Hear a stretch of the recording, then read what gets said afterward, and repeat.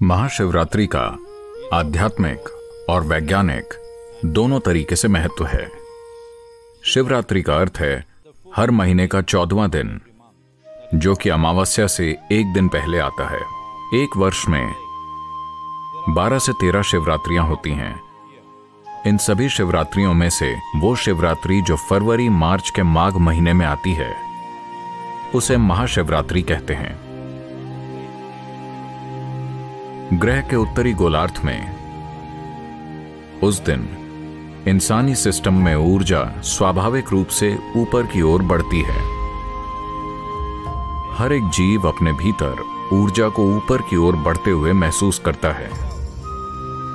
इस ऊपर उठती हुई ऊर्जा का केवल वो ही प्राणी सही से उपयोग कर सकते हैं जिनकी रीढ़ की हड्डी सीधी है।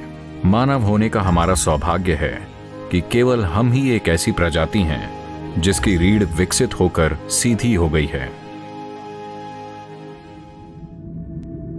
अगर आप दूसरी प्रजातियों के विकास की प्रक्रिया को देखें तो आप पाएंगे कि बिना रीढ़ वाले से रीढ़ वाले की तरफ बढ़ना एक महत्वपूर्ण कदम था, और विकास प्रक्रिया में दूसरा महत्वपूर्ण कदम था रीढ़ का आड़ी अवस्था से खड़ी अवस्था में आना। मस्तिष्क वास्तव में तभी विकसित हुआ जब रीढ़ सीधी हुई।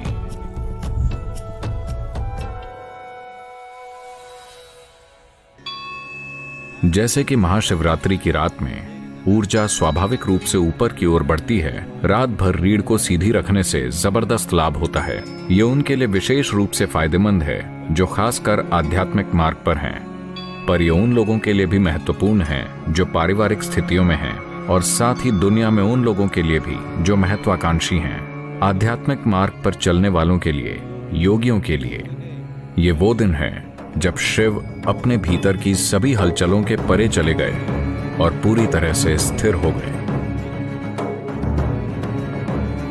इसी दिन उनकी तीसरी आंख खुल गई और उनका बोध खिल उठा। हम ये कह रहे हैं कि ये दो आंखें सिर्फ इंद्रियां हैं।